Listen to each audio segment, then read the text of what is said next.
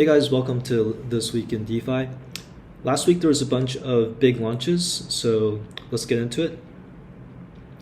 Uniswap V4, I think was announced actually in like 2023, so almost like 2 years ago.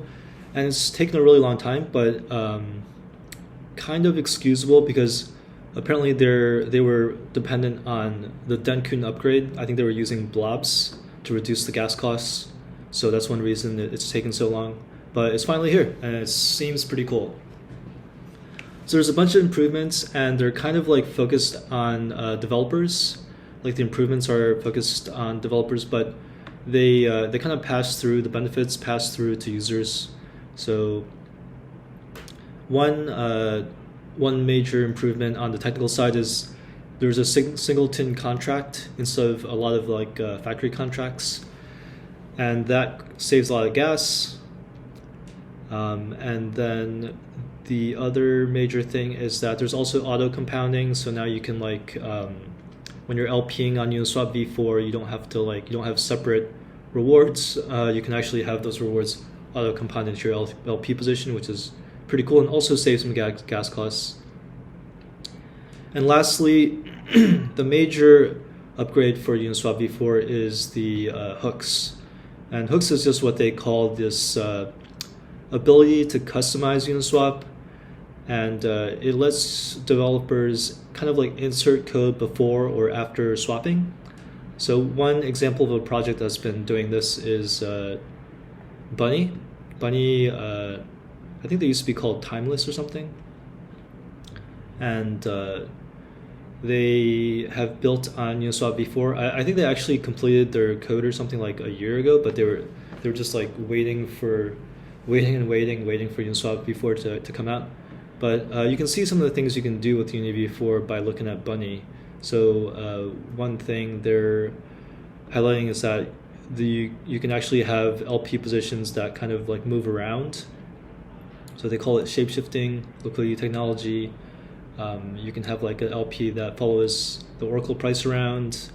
You can have this like mode left or mode right. This is similar to Maverick, where it follows the TWAP. So like this would be useful for like a LSD position where it's constantly increasing, or something like Athena, where it's a yield-bearing stablecoin. And yeah, the other interesting thing here, which I don't think I'm seeing here, is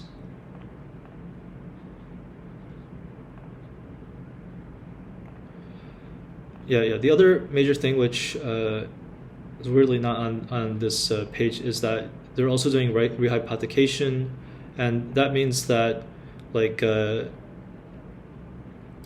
you can, as an LP, when normally in V3, Uniswap V3, when the price is out of range, you're not earning any money. But with Bunny, with their rehypothecation, they could like move your liquidity into like Aave or something like that, so you could be earning on your liquidity even when it's out of range. So that's kind of one of those cool things that you can do with Uniswap V4 hooks. Another one that is also kind of interesting is Sorella. So Sorella is working on MEV, but they're working on so it's still not out yet. It's supposed to be built on Uni V4, and they're trying to recapture MEV for like LPs. So just a bunch of cool stuff you can do with Uniswap V4, and I think this is kind of like good for Uni, and the reason is that originally something like Sorella, Angstrom, or something like Bunny would have to build their own AMM, and they would have to like kind of fragment liquidity and then try to like incentivize liquidity to come to their AMM. That would like fragment liquidity for everyone, and for Uniswap, they would be competitors. But with Uni V4, they're kind of turning these competitors into collaborators. So it's like a very smart game theory, and it's not just good for Uniswap, it's also good for Bunny, it's also good for Angstrom, because these are small teams. They have like this cool tech, but they're not going to like, they don't have the marketing power of Uniswap, they don't have the brand name. So by having these hooks and enabling other developers to build on top of Uniswap, it sounds like nothing as a user, but it's actually a very strong chess move by Uniswap and Paradigm here to basically leverage these other developers outside of Uniswap Labs to build on Uniswap. It's pretty smart move in my opinion. Yeah. Okay, the other major other launch. So you have to keep in mind, we actually took a week off because it was Chinese New Year last week. So this is, I think, a week and a half ago, but still quite significant. Liquity V2. Liquity is like the original decentralized stablecoin protocol from a few years ago. So they pioneered completely immutable smart contract based stablecoin. So usually things like MakerDAO, there's someone actually managing the interest rates and setting what collateral can be borrowed with and stuff like that. And with Liquity, they just had like a really simple, like no interest CDP stablecoin, and all you and you just pay like a one-time borrowing fee. Let's see, let's go to V1, and then you would get the stablecoin called LUSD, and then let's see, and that's it. You didn't actually even have to pay interest. And it sounded cool on paper, and it was cool on paper, but then the problem was like the Fed raised interest rates, and then Liquidity with like 0% interest rates just became like a really good place to borrow, and that became a problem because if you had a trove, if you were borrowing LUSD, you could get something. There's a mechanism called redemption, where people could redeem their LUSD for the underlying collateral, so you would get redeemed against, and you would kind of like lose part of your collateral. Because just like too many people were borrowing LUSD. So that was a kind of an issue, and they've solved it with the V2 because they actually have interest rates and they let the user set them. So you should be asking now, like, why would I set my interest rate high? Like, shouldn't I just set my interest rate low? But the answer is no, because you just encounter the same issue which I just mentioned, which is that if your interest rate is too low, people will borrow against you, will borrow not against you, but they'll borrow LUSD, and then like the way Liquidity V2 works, the lowest interest rate troves get redeemed, so you would still encounter the same issue as Liquidity V1, where your trove can get your collateral can get redeemed, at a better than market price if LUSD is trading below the market price, and so you wouldn't want that. So the game theory optimal thing to do is to actually set the interest rate at a market price. Yeah, so there's a bunch of stuff about V2 which is pretty cool, but we have a bunch of material coming out about it, so I'm just gonna shut up and let those videos come out later. Yeah, so that's V2.